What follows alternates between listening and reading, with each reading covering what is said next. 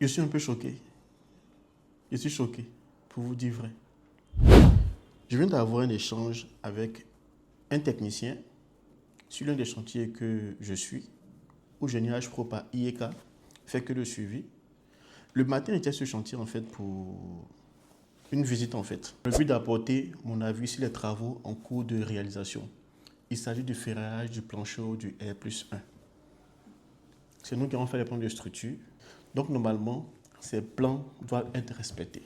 Vous savez, toute modification qui doit être apportée à un plan d'exécution sur le chantier, vous devez forcément faire un retour à l'ingénieur avant de décider de quoi que ce soit.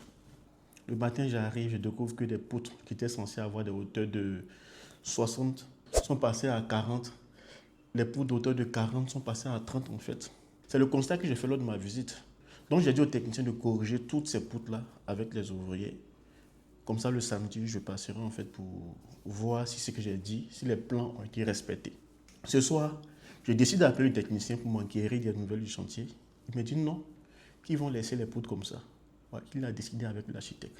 Les poutres d'auteur 60 qui passent à 40, des poutres d'auteur 40 qui passent à 30, il a décidé avec l'architecte.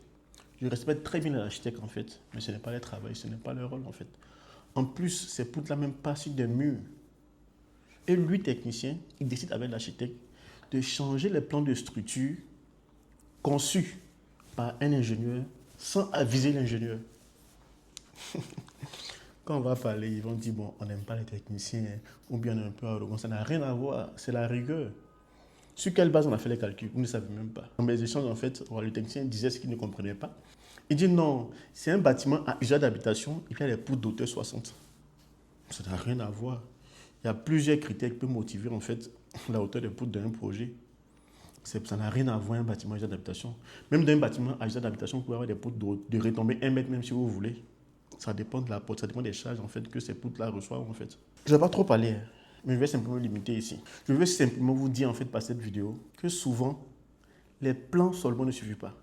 Même quand vous faites concevoir les plans d'architecture par un architecte, les plans de structure par un ingénieur, il faut s'il vous plaît associer l'ingénieur pour le suivi de ces plans-là.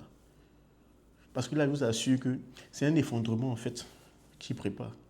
Ce sont des malfaçons en fait qui préparent. Mais je vais échanger avec le maître d'ouvrage, je vais les convaincre certainement, et puis on pourra apporter ces corrections, corriger ces éléments ensemble en fait. Cette vidéo n'est pas pour dénigrer qui que ce soit, mais c'est simplement pour attirer l'attention des professionnels du domaine. Il faut vous atteler, il faut tout faire pour respecter les plans conçus. Si vous devez modifier un plan d'architecture, vous appelez l'architecte. Si vous devez modifier un plan d'ingénierie, de structure, vous appelez l'ingénieur. On ne prend pas des décisions comme ça en fait. Ok, merci.